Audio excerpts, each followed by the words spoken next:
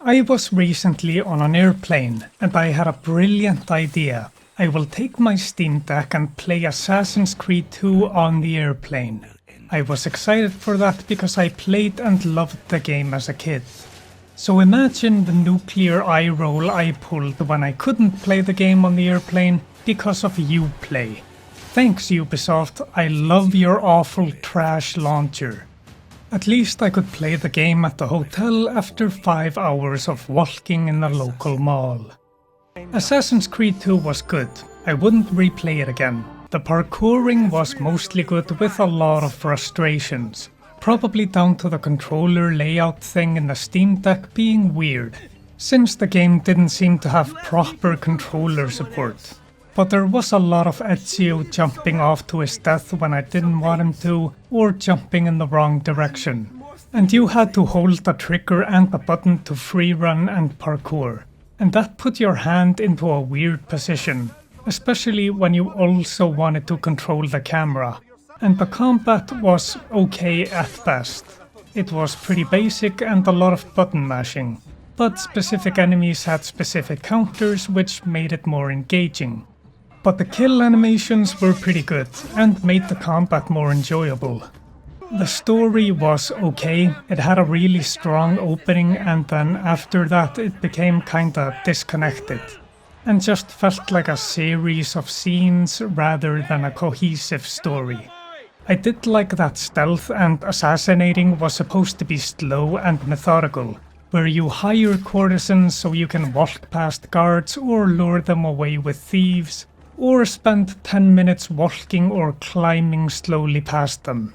The game was definitely not as good as I remember it, but it was enjoyable, and the historical tourism aspect is awesome. 7.5 out of 10. As I played Assassin's Creed 2, I kept thinking about Assassin's Creed 3. I remembered it being kinda fun, but I didn't really remember anything about it. So once I finished 2, I went straight to 3. And I played the remastered version because I own it and I'd rather not give Ubisoft any money. It's got really ugly faces, but other than that it looks fine. After playing Assassin's Creed 3 again, I completely understand why I don't remember anything about it. Hopefully by the end of this video you'll also understand, or at least have a good time. And if you did, then like and subscribe. Thank you, my friend. Premise. This game happens during the American Revolution. You know, that time when the American colonists were getting taxed like 1 to 2% by the British, and said, fuck that, let's kill all of them, and started a war. 2% I'm getting taxed like 40%, and just sit here depressed, instead of being in a homicidal rage. My ancestors look down on me in shame. Let's move on so I can stop being angry. It's the Revolutionary War, so you get to see the battles of the war, and the old cities of Boston and New York, and a little bit of the American frontier. And you get to see French people piss on the legacy of beloved USA historical figures like George Washington. Oh, oui, George Washington was actually kinda coward, indecisive little bitch. Ho ho ho. I feel like 200 years ago, the US would have annexed Canada over this. Because Canada is basically France. Anyway, you play as Haytham Kenway as he sets up a network of agents in the colonies. And then he does sex with a Native American woman, and then you play as their son, who somehow gets involved with every important event of the Revolutionary War. Gameplay. Stealth, parkour, and one-man army murder hobo combat. Let's start with the combat because that's what I did the most. Assassin's Creed 3 is a good game because you get to kill tax collectors. And pretty brutally if you get into the combat. That's the main strength of the combat, the kill animations. Every kill is a brutal execution. Like on some of those animations I look at it and just think, okay man, he was dead like 2 stabs ago, you sick fuck. It's hard to think I'm playing the good guy when he's clearly enjoying the agony of the guy he's fighting against. Ubisoft was planning to have Connor scalp people, so clearly Connor was written as a sadistic freak. Despite being a little gratuitous, the kill animations are cool and I like watching them, mostly. But the problem with them is that they can be interrupted by an enemy attacking you, in which case you just counter them and start a kill animation on them. Most of the time, if the animation started a little bit, then the guy you were killing will have died, even if the animation didn't finish. And if it wasn't like that, then it would be very annoying. So they made the smart choice here. The mechanics of the combat. You can attack, break defense, counter, or use one of the many gadgets, and what you need to use depends on the enemy type you're fighting. There's like 5 or 6 types, and 2 of them counter you if you attack them. So you'll either have to break defense or counter and then disarm them to get past their guard, and then just mash the attack button. There's one that jumps over you and then attacks you, and you just have to counter. Most of the time for counters, you will get a red triangle that's yelling at you to press the counter button. But sometimes it doesn't show up, so you actually have to pay attention to the character models or you might die. Which never happened to me because the combat is really easy. Just spam the counter button and then kill and you'll mostly be fine. And if a guy looks different than usual, then just counter and disarm, and then you can kill him. Or you can just shoot them. Guns are a thing here and it's cool. They take a while to reload, but they're generally an instant kill. You also have a bow that's sometimes an instant kill and you don't have to reload. But it has a wind up time, so the gun is better. There's rope darts if you wanna be Scorpion and pull guys to you. And finally, the smoke bomb. Throw that down and kill everyone around you for free. These are fun to use and you don't need to rely on them because combat is so easy. And just loot some guys to refill your gadgets. Also, the enemies shoot at you and you can just grab another enemy as a human shield and his friend will shoot him. Just lots of ways to easily win combat scenarios. The combat is easy, but it's got good animations and impact, and it's engaging enough to be entertaining. It is very much dumb fun. Ship combat is also dumb fun. Sail forward with 2 speeds, half speed or full or just stop. The slower you go, the faster you turn. You have 2 ways to attack, the swivel gun or the broadsides. The swivel gun can attack in all 360 degrees and can kill smaller ships and do critical damage to big ships if they have a circle on them. If they don't have a circle, then they don't do anything really. So to really do damage, you gotta use the broadsides, which only shoot from the sides. And you have to hold in the button to narrow the attack radius. If there are more ways to attack, then I didn't find it or unlock it. Oh, except ramming. Just sail your ship into another ship and it deals a lot of damage. So the ship combat is all about moving around, avoiding damage and making sure you keep enemies on the sides so you can kill them. It's pretty basic with only 2 ways to attack and the 2 speeds, but it's still good chaotic fun. It does get boring though, especially when you know how much better it is in Assassin's Creed 4. This feels like wasting your time on a worse product. It's decent. Stealth. I have to admit that I didn't engage with this much, because the combat was easy and entertaining, so it felt like the optimal path. Like it would be the fastest way to finish the mission. So stealth is something I only did when I was forced to do it, like in the boring tailing missions. It's alright, you can hide in grass in the corner of buildings, in a crowd, like between 2 guys. Haystacks, just generally if you are obscured or are behind the guys then they can't see you, and you can shank them for the instant kill. You can also use rope darts to hang people from trees, or use poison darts. I usually just walked up behind them and stabbed them, did an air assassination, or just ran at them and stabbed them. You have the tools here for stealth, but it's usually so time consuming and is a lot of waiting compared to just going for combat. So if I have the option, then I never go for stealth. When I do stealth kills when it's optional, it's most often a happy accident. That's also how it was in Assassin's Creed 2. It's supposed to be social stealth, a blade in the crowd, and that's why you can incite riots or use assassin guildmates, and I never did that, because the enemies aren't a threat, so why bother? The incentive isn't there for stealth, but if you wanna be a ghost in the crowd, then you can. That's what the assassin guild friends are for.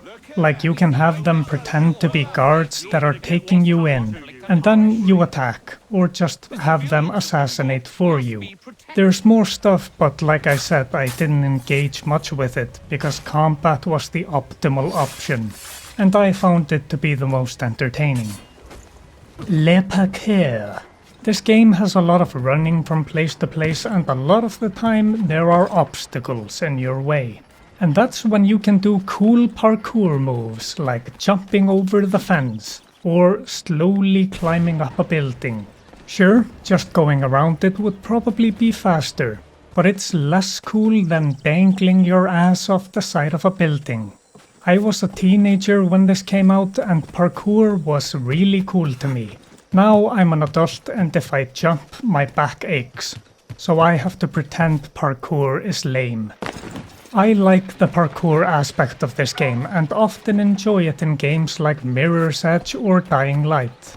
Assassin's Creed parkour is a bit slower than those games, and upon returning to the series after those, the slow climbing is a bit of a drag. It's fast enough so that I'm not bored out of my mind, but so slow that it's not engaging and generally not a fun part of the game. But I appreciate that they were going for realism here, and the climbing is usually a setup for something else. You climb up the building so that you can air assassinate or run between buildings. The problem with that though is that the towns are pretty small, and the gap between buildings is often too wide to jump between seamlessly. So you jump to it halfway and have to climb again, which kinda sucks. It shoots the cool factor in the knees. There are paths on the rooftops that you can run along, but I just came away from the experience with the feeling that the towns didn't have enough proper paths for parkour. Whereas Assassin's Creed 2 almost always had some path for rooftop travel. These are developing towns, so it makes sense in a way, but it is a departure from Assassin's Creed 2 in a bad way. Plus they had a lot of flat land wilderness, which made the game feel like a running simulator. There is a horse that's supposed to make it feel better, but the horse can get stuck on terrain, which sucks, so I didn't like using it. So a lot of the level design feels like it didn't properly cater to parkour, and there weren't really any cool buildings to climb like the churches of Assassin's Creed 2. In the wilds you can climb in trees though, and that actually was one of my top parkour frustrations, with the tree viewpoints. You have to be looking in specific directions and you have to direct movement in specific directions to climb up. Otherwise, Connor jumps off or just runs up and falls back down. It was very fun to be at the very top and then he jumps off into a haystack because I was looking too much to the left. Okay, I'm dragging on, let's rapid fire this. The parkour jumping in the wrong direction or jumping to his death instead of what I wanted happens here too. But it happens less than Assassin's Creed 2. And sometimes Connor refuses to continue climbing or just doesn't want to climb to a place that he is supposed to be able to climb to. It feels like some parkour objects suck you into them with some gravitational force. This can be a good thing or a bad thing. It's supposed to help you, but sometimes it gets in your way. There were some parkour sequences like in the ship from the pirate treasure, where it's sometimes not clear where you're supposed to go next, and you're on a time limit, and that leads to a lot of annoying restarts. Generally, parkour worked well, and they simplified it in a way I like. You just have to hold the one button to run and then climb. You no longer have to hold two buttons down. It's much nicer. And you still have the jump button, so you still have that control. And speaking of control, I think a big part of why I love Dying Light's parkour system and have soured on Assassin's Creed parkour is because Dying Light is first person and Assassin's Creed is third person. With first person you just have more control over where you are climbing and running, and that makes it feel better. I said there is a lot of running between places here, and that's because missions are spaced far apart. And there is a lot of busy work side stuff in this game, like collecting feathers by climbing, or chasing pages of Ben Franklin's almanac. Those are like mini parkour challenges, which is a good idea, but it can be frustrating when the parkour doesn't do what you want. There's also treasure chests and some treasure trinkets, and one of them was in a place that I just don't understand how to get to, and I kept dying when I was trying to get it. There's also assassination contracts and delivery missions, which just gives you more people to run between. There's frontier missions that give you missions about like UFOs or Bigfoot, and that's more running between places, but somewhat interesting sometimes. The main missions were pretty diverse gameplay-wise, but there was a lot of walk with this guy to a place and listen to dialogue, which is pretty boring. Just a lot of wait and go through this specific sequence. There is also homestead missions, but more about that later, because I like the homestead stuff. There's like 4 maps in this game: the homestead, New York, Boston, and the frontier. And you travel between them at boundaries or fast travel. The problem I have with the maps is that they don't show you what missions are available in a map unless you are present in that map. So you have to fast travel between them just to check what missions are there, which is an issue that seems like it could have been easily solved. Speaking of fast travel, the game could have used more fast travel points, or at least spread them around the map better. Like have them in the middle instead of having pretty much all of them at the edges of the map. Then I learned that you're actually supposed to go into the underground and find a path through it to unlock fast travel points. And that's not great, it is very boring gameplay, but at least it would have given you a fast travel point. There was a mission that introduced the system, but I must have missed the memo where it says, hey, this is how you get fast travel points. My bad, I guess. There's also hunting, and I don't really see the point in it, since I would assume it's used for upgrades of some sort or different weapons. But the game is already very easy with base gear, and the hunting system isn't great, so why bother? You're basically just assassinating animals that you see in the world or track down by interacting with clues. You can also use bait or snares to make it easier, but it's very boring. The homestead. I like that it's there, but it's half-baked. The guy that trains Connor in assassinating has some land, and you do missions to recruit people to go live there. Like a hunter or a blacksmith. You recruit them so you can buy materials from them and then craft stuff with them. Like weapons, gear upgrades, or products that you can then sell with convoys. This is a spend money to make money system, and you have to wait for the convoys to go to the place you sell to. Just choose whatever merchant pays the highest. The problem with the convoys is you have to wait like 20 minutes all the time for a convoy to finish selling. Plus you have to go to stores or the homestead to use the system, and why bother going out of your way for that, when chests give you more money than you'd ever need? And why bother crafting weapons that supposedly are better when the combat is already very easy?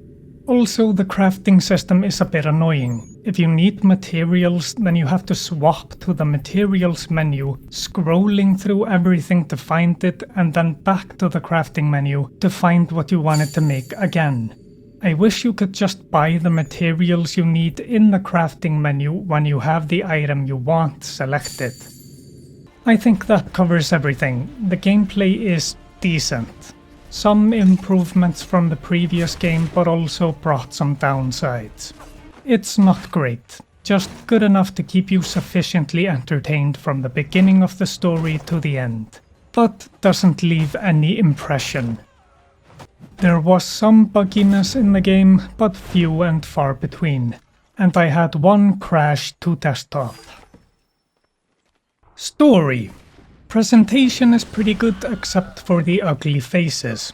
Cutscenes are good, the voice acting is great, and the character models are expressive, even if they are very ugly. And when it comes to the writing, I'm gonna have to admit that I mostly zoned out, except for the opening with Haytham. It's mysterious and intriguing. He starts by assassinating someone and then goes to the colonies to recruit people and establish an order. Haytham also has a good voice, and he's classy, competent, cool, composed, and treats people fairly. I mean, he was nice to Connor's mom, and seems to want to help people. But when someone needs their nose broken, he's the first to break it. Oi! Where you going, Cully? Me? No, the other cock Robin. Well, I was leaving. Oh? And now? Well, now... I'm going to feed you your teeth. Haytham is the best character here. They make you play this awesome guy for like 2 hours and then you get Connor. I don't dislike Connor, I just think Haytham is way better. He's the only one that had any presence and was very enjoyable on screen. Everyone else was either boring or just okay. It's a strong opening that holds your interest, with pretty good writing. If you were familiar with Assassin's Creed, then the opening is definitely what you would remember and enjoy, because it's revealed that Haytham is a Templar. Ooh, this is such a great way to introduce you to the villains in the game and get you familiar with them. Great opening. Then you move on to Connor and it becomes far less interesting, and doesn't really make sense. You start with Connor growing up and playing, and then Charles Lee, the Templar that Haytham mentored, is mean to Connor and burns his village down, I think. And that becomes the driving force for Connor to become an assassin, to hunt him down and kill him. And also Connor touches a crystal ball and flies like an eagle with a precursor person, who tells him to become an assassin. The precursor stuff was always very interesting to me when I was younger, but knowing that it goes pretty much nowhere, I don't care anymore. It's lost potential. And in this game it's decent. It mostly happens in the modern day with Desmond going on missions, and it's the same gameplay, but it's just climbing, combat, stealth or running sequences. The modern day story is fine, it's somewhat interesting. Back to Connor, it's pretty slow to start. We already had a long intro with Haytham, and then we also have an intro with Connor that takes a while. And it just makes me feel like Connor was a mistake, and Haytham should have just been the main character. He was cool. Connor is just okay. He's the okayest of characters. Just an honest guy that believes in freedom. He's kinda like Captain Native America. Not Washington. You seem to think I favor him, but my enemy is a notion, not a nation. It is wrong to compel obedience, whether to the British Crown or the Templar Cross. And I hope in time the Loyalists will see this too, for they are also victims. A bit boring, but fine. The stupidity in the writing is that Connor is just inserted into famous battles for some reason. Like the generals think, who can help me win this battle? Ah yes, of course, the random Native American. He must be an expert on tactics and strategy. The generals and George Washington somehow know Connor. I mean, Connor is there at the signing of the Declaration of Independence, in the house. It just breaks the immersion a little bit, but it's cool to see the historical events. It would have been more fitting if Connor was there, like, sneaking in the bushes outside. Or he used the battles as cover to do an assassination as an outsider, rather than him taking direct part in the battle on the American side. It is a mix of stuff like that and stuff that feels more natural, like Connor meeting people through his mentor or something, but the insertion into historical events stuck out like a sore thumb. Overall, the story was decent. Haytham was the great part. Basically, whenever he's on screen is the great part of the story. The part you'd remember, but everything else is very forgettable. Made no impression. I just played the game and I've already forgotten most of the story. It feels like it suffered from a focus on getting to the historical events and meeting historic people, rather than actually writing meaningful relationships between characters. The only meaningful relationship is between Connor and Haytham is the interesting one there, which just makes you sad that you don't see him more. My favorite part was when Connor and Haytham were hanging out, and the most memorable part of that was Haytham calling Connor an idiot for fighting on the American side and with George Washington, and basically called George Washington a cowardly, incompetent, indecisive bitch. And he's kinda presented that way here, with Connor giving him advice and shit. And that's just, ugh. It's historically inaccurate and is very much Mary Sue stuff. From what we see in Connor in this game, there is nothing that would suggest that Connor would be more knowledgeable than George Washington about anything. Connor grew up in the woods, and sure, he was trained by a master assassin, but George Washington had some formal education and a long military career. No, Connor would not be giving advice to George Washington, and it's insulting, honestly. And I'm Icelandic, I have no attachment to George Washington. It's just insulting to my intelligence as the audience. And I know why the writers at Ubisoft wrote him like this. They did it because they're French guys that hate America. And apparently they wrote the other founding fathers and Ben Franklin in a negative light in the database too. But come on, obviously I'm not gonna read the database, so take it with a grain of salt. I'd say this is a bad portrayal of the Revolutionary War. You don't really get a good view of the events, except the Boston Tea Party, I guess.